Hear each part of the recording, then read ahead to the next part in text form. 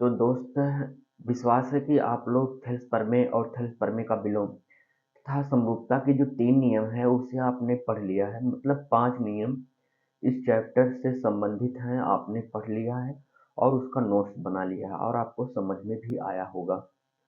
आज हम चैप्टर 6 त्रिभुज से संबंधित वर्णात्मक प्रश्न लेकर आए हैं, जो 2 नंबर में ये अति लघुत्तरीय प्रश्न के रूप में आते हैं। इसमें से पहला सवाल है, एक त्रिभुज के आधार की लंबाई। कोई एक त्रिभुज है, मान लेते हैं त्रिभुज एबीसी है। इसके आधार की लंबाई 14 सेंटीमीटर दिया है और इसकी ऊंचाई, शीर्ष लंब इसकी ऊंचाई होगी, मान लेते हैं एडी शीर्ष लंब है और इसकी ऊंचाई कितना दिया है, 7 सेंटीमीटर। ये यक्ष का मान दिया है। तो कह रहा है त्रिभुज का क्षेत्रफल। भैया 2022 में आया हुआ क्वेश्चन है, एकदम से लॉलीपॉप टाइप का क्वेश्चन है, एकदम बहुत सरल क्वेश्चन है। इसका सॉल्यूशन देखेंगे। आधार कितना दिया है, आधार दिया 14 सेंटीमीटर और ऊंचाई इसका कितना दिया है, 7 सेंटीमीटर। तो त्रिभुज का क्षेत्रफल पूछा है। त्रिभुज के क्षेत्रफल का फार्मूला होता है 1/2 गुणे आधार गुणे ऊंचाई, आधार गुणे ऊंचाई। एक बात ध्यान में रखिएगा, क्षेत्रफल का मात्रक वर्ग इकाई है, लिखना मत भूलिएगा दोस्त। तो यहाँ पे हम लिखेंगे वर्ग इकाई, ठीक। 1/2 गुणे आधार कितना लिखेंगे, 14 और ऊंचाई कितना लिखेंगे, 7। 2 एक कम 2, 2 सत्ते 14, 7 का गुणा 7 में कितना होगा, 49 वर्ग इकाई। क्षेत्रफल का मात्रक वर्ग इकाई और आयतन का मात्रक होता है घन इकाई। भूलिएगा मत दोस्त, भूल गए तो नंबर कट गया, है ना भैया। तो आपके सामने एक क्वेश्चन नंबर 1 का सॉल्यूशन हो गया भाई। कितना आसान सवाल था, एक फार्मूला काम तमाम, और ये हो गया इसका आंसर। आइए देखते हैं आगे क्वेश्चन।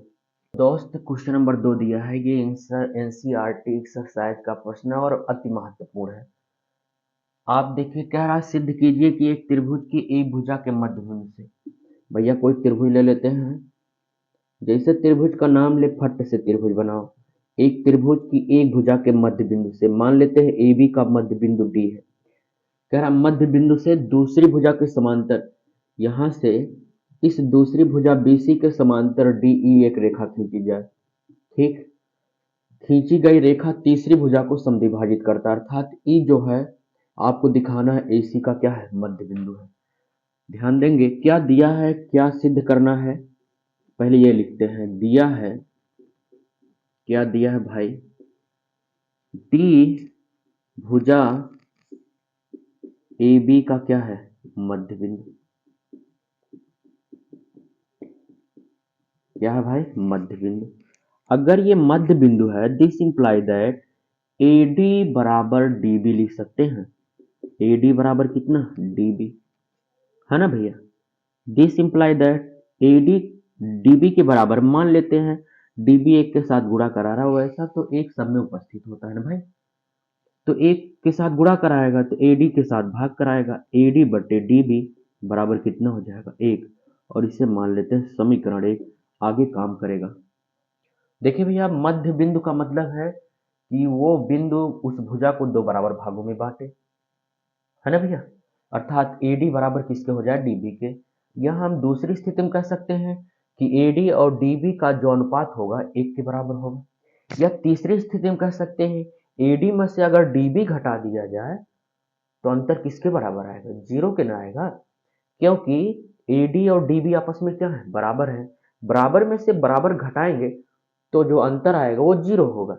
तो 3 स्थितियां लिख सकते हैं, हमने यहाँ पे एक स्थिति लिखा है, AD बराबर DB और DB के साथ ही गुणा करा रहा है, AD के साथ आके भाग कराएगा। समीकरण 1 बना लिया गया। इसके अलावा क्या कह रहा है, इसके अलावा कह रहा है DE समांतर किसके है, BC के। ये भी कहा है कि जो रेखा है DE ये दूसरी भुजा की क्या है, समांतर है। तो हमको सिद्ध करना है, सिद्ध करना है ई AC का कौन सा बिंदु है भाई, मध्य बिंदु है। अगर हम E को दिखाएं AC का मध्य बिंदु है, इसका मतलब हमें दिखाना पड़ेगा कि AE का मान किसके बराबर है, EC के बराबर है ना भैया। अगर AE बराबर EC दिखा दें तो EAC का क्या होगा, मध्य बिंदु होगा। या AE और EC का अनुपात 1 के बराबर दिखा दें तब भी आप कह सकते हो EAC का क्या है, मध्य बिंदु। समझ रहे हो ना भाई। तो देखिए इसका उत्पत्ति प्रूफ, चूंकि DE समांतर है किसके, BC के। किस त्रिभुज में, त्रिभुज ABC में। कहां से लिखे हो, ये सवाल के अंदर दिया है ना भाई, ये सवाल के अंदर क्या है, दिया है। थेल्स प्रमेय हमने कहा है, पढ़ के आओ। आ गया ना भैया थेल्स प्रमेय का प्रयोग। किसी त्रिभुज में एक भुजा के समांतर एक रेखा ऐसी खींची जाए जो दो भुजाओं को भिन्न भिन्न बिंदुओं पर प्रतिच्छेद करे, तो प्रतिच्छेद भुजाओं का अनुपात क्या होगा, बराबर होगा। तो हम लिखते हैं थेल्स प्रमेय से, थेल्स प्रमेय से क्या लिखेंगे, AD बटे DB, AD बटे DB बराबर AE बटा EC, AE बटा EC। इसे समीकरण बनाते हैं 2 और यहां लिखते हैं समीकरण 1 व 2 से। कुछ दिखाई दिया आपको, हमको तो भाई दिखाई दिया कि हमने देखा समीकरण 1 का बायां पक्ष समीकरण 2 के बायां पक्ष के बराबर है, तो दायां पक्ष भी दाएं पक्ष के क्या होगा, बराबर। दिस इंप्लाई दैट AE बटा EC बराबर किसके होगा, 1 के। EC इधर भाग करा रहा है, दाएं पक्ष में आके गुणा कराएगा, AE बराबर किसके हो जाएगा, EC के।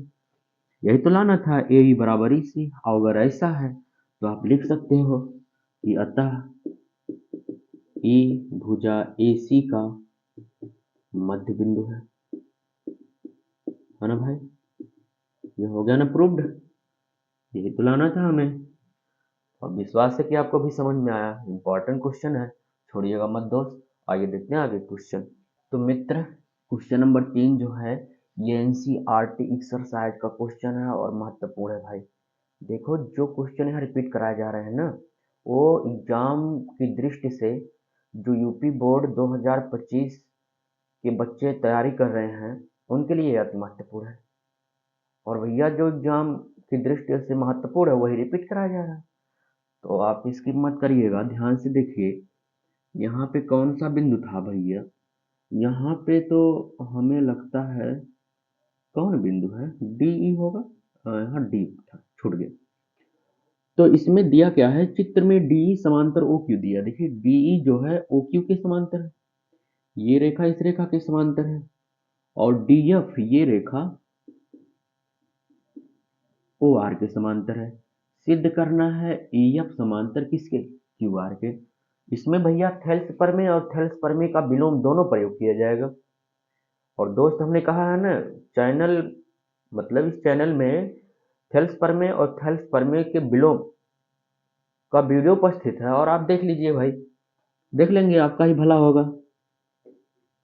दिया है DE समांतर है OQ के और DF समांतर है OR के। सिद्ध क्या करना है भाई, सिद्ध करना है EF समांतर किसके, QR के। ध्यान देंगे भैया, EF समांतर है QR के, ये दिखाना है। इसका मतलब प्रतिच्छेद भुजाओं का अनुपात क्या होना चाहिए, बराबर। अर्थात PE बटे EQ बराबर PF बटे FR। अगर हम दिखा ले गए कि जो EF रेखा है ये दो भुजाओं को एक ही अनुपात में विभाजित करता है, तो लगा देंगे थेल्स प्रमेय का विलोम, हो जाएगा चित्र, मतलब प्रूफ हो जाएगा। इसका उत्पत्ति देखते हैं। ऐसे त्रिभुज का चुनाव करिए ना भाई जिसमें एक रेखा एक भुजा के समांतर हो। जैसे DE समांतर है किसके, OQ के, तो यहाँ पर त्रिभुज लेते हैं POQ, POQ त्रिभुज में दिया है DE समांतर किसके, OQ के। ये सवाल के अंदर क्या है, दिया है। तो थेल्स प्रमेय किस प्रमेय से, थेल्स प्रमेय से प्रतिच्छेद भुजाओं का अनुपात बराबर होगा, अर्थात PD बटे DO PD बटे DO बराबर होगा PE बटे EQ, PE बटे EQ, समीकरण नंबर 1। इसी प्रकार दूसरा त्रिभुज देखिए जिसमें एक रेखा एक भुजा के समांतर हो, तो कौन त्रिभुज मिलेगा? POR में, POR में क्या दिया है? DF समांतर OR के, DF है समांतर किसके है? OR के। ये भी सवाल के अंदर दिया है। जब एक रेखा एक भुजा के समांतर है तो थेल्स प्रमेय कहता है कि प्रतिच्छेद भुजाओं का अनुपात आपस में क्या होगा? बराबर, अर्थात PD बटे DO ये बराबर होगा PF बटे FR के, PF बटे FR। ये समीकरण 2 बना लिया जाए। समीकरण 1 व 2 को ध्यान से देखिए, कुछ दिखाई देना चाहिए आपको, और अगर आप ध्यान से देख रहे हो पढ़ रहे हो तो दिखाई भी देगा। इसका बायां पक्ष बाएं पक्ष के बराबर, तो दायां पक्ष भी दाएं पक्ष के क्या होगा? बराबर। समीकरण 1 व 2 से PE बटे EQ बराबर होगा PF बटे FR के, है ना भैया? देखिए दायां पक्ष के बराबर। अब ध्यान दीजिए, ये समीकरण बना लेते हैं 3।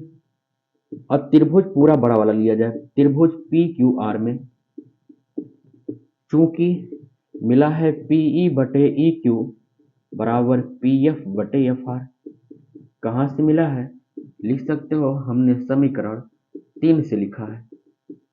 और किसी त्रिभुज में यदि एक रेखा दो भुजाओं को एक ही अनुपात में विभाजित करे तो थेल्स प्रमेय कहता है वो रेखा तीसरी भुजा की क्या होगा? समांतर होगा। थेल्स प्रमेय के विलोम से, थेल्स प्रमेय के विलोम से आप बता सकते हो कि रेखा अर्थात EF समांतर किसके होगा? QR के। और यही आपको क्या करना था? प्रूव्ड करना था। मुझे लगता है भाई आपको यह समझ में आ गया होगा, और समझ में आ जाना चाहिए दोस्त, क्योंकि मेहनत किया जा रहा है आपके लिए।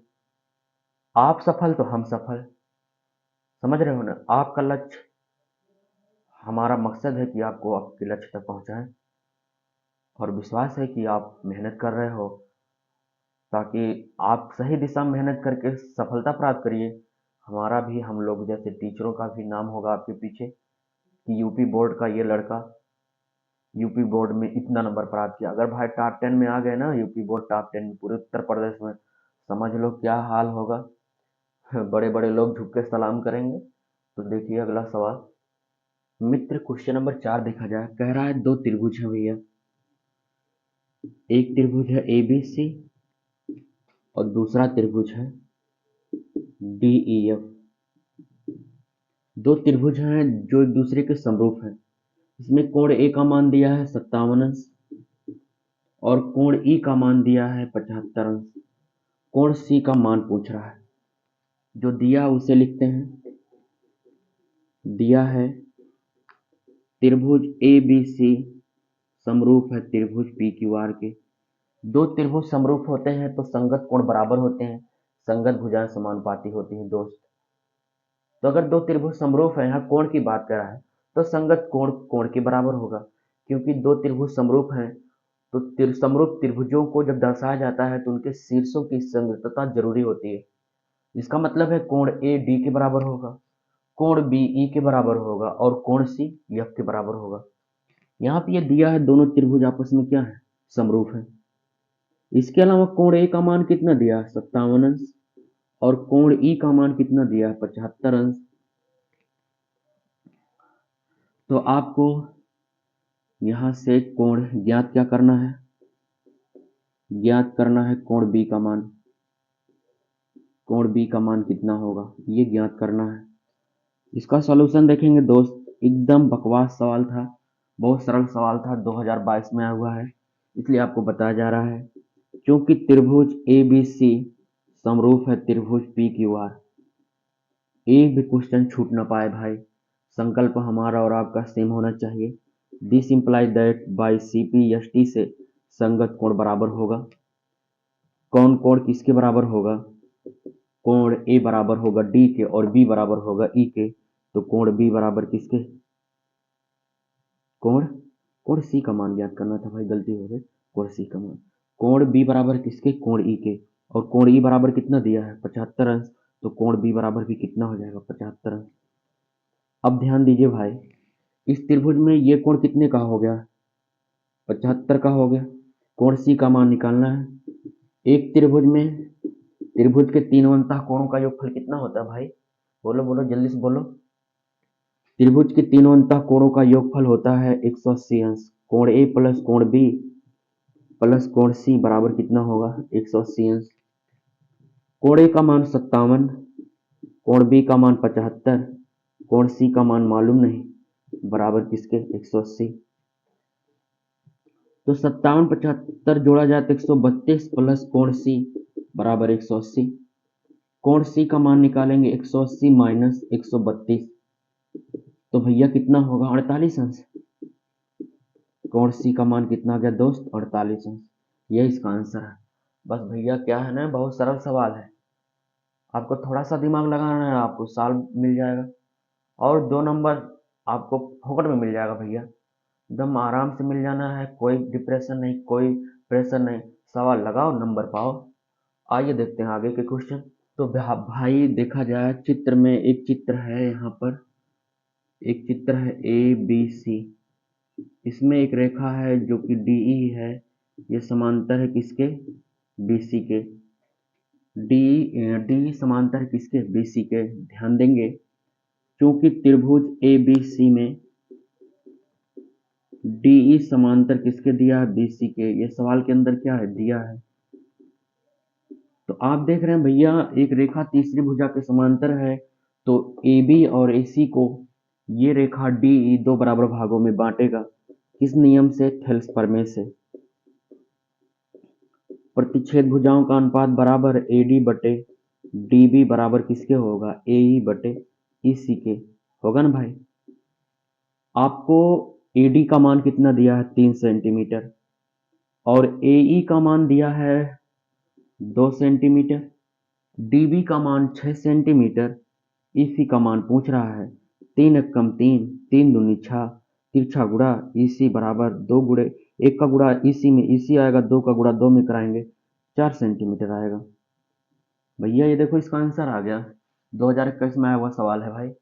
आपको आज इस वीडियो में 5 क्वेश्चन हमने उपलब्ध कराया जो 2-2 नंबर का है, और बहुत सरल क्वेश्चन आए हैं जो प्रीवियस ईयर में आए हुए क्वेश्चन हैं। इसके अलावा आपको यहाँ एनसीईआरटी एक्सरसाइज से भी कुछ क्वेश्चन सॉल्व कराया गया। आज के लिए बस इतना ही दोस्त, बस आप सही दिशा में सही मेहनत करिए, आपको सफलता जरूर मिलेगी, और हम जैसे टीचर लोग मिल करके आपको सफल जरूर बनाएंगे। तो चलते हैं दोस्त, जय हिंद।